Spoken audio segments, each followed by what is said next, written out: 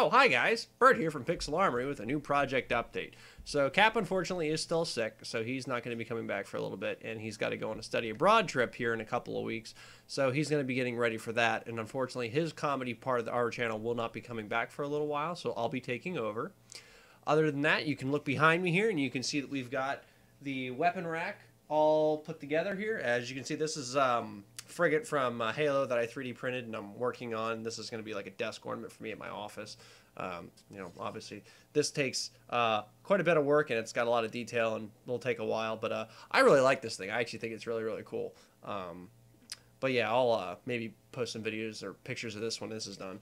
But you can look back here and see we got a lot of the stuff that we have that we've already shown you up and going. I've got a lot of stuff in the other room that's not necessarily bigger, but maybe a little bit more terrifying, 3D printed, and it's getting various stages of completion, painting, prepping, sanding, and all that other fun stuff.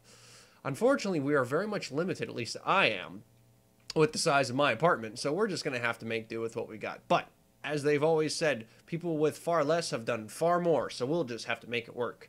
Other than that, we are working on the Praetor suit still. Unfortunately, I am not going to be able to make it to Otakon this year due to scheduling problems with work. So, one of those fun things to deal with. Unfortunately, being a operations director, not necessarily the greatest thing when you want to take time off when everyone else is also going on vacation. That being said, here at the end of the month, I will be gone for 10 days because I am going on vacation, so I will not be around, so you will have a blank spot with no content, and I am very sorry with that. I won't be able to upload because I will be somewhere where I have no cell service and no internet, so I, again, apologize. New update though, I did finally finish the front part of the Praetor suit helmet, and the first helmet that I made was way too big. I'll go grab them both here from my shelf. Move the railgun. Alright, and here's the other one. So, here was the first model I made. Obviously, way too big. I mean, it's just, unless I was, elephant person and had a really big fat head, it's not going to work.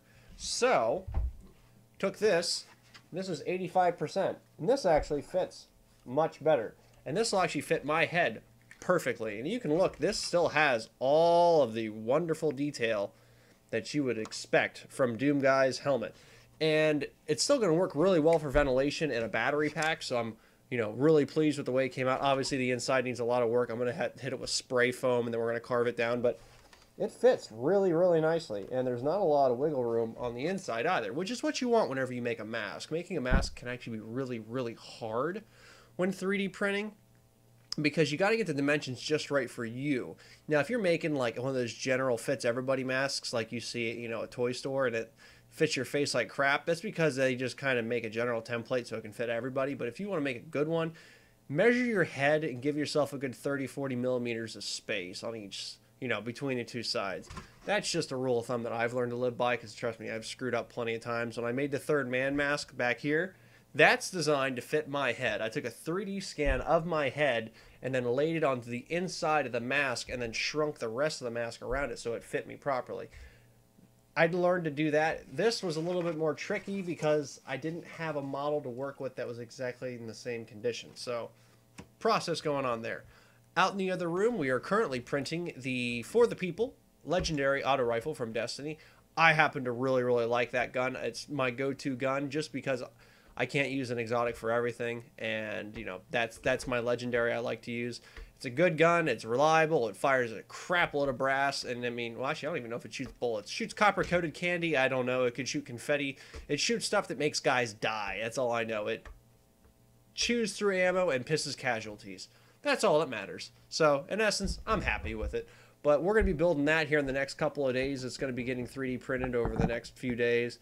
I've got it split up into about 8 or 10 pieces. I can't remember. I lopped off the scope that they have up top, and I'm just going to put a Picatinny rail with a pair of iron sights on it from the model just because the way I imported it, it didn't look very good.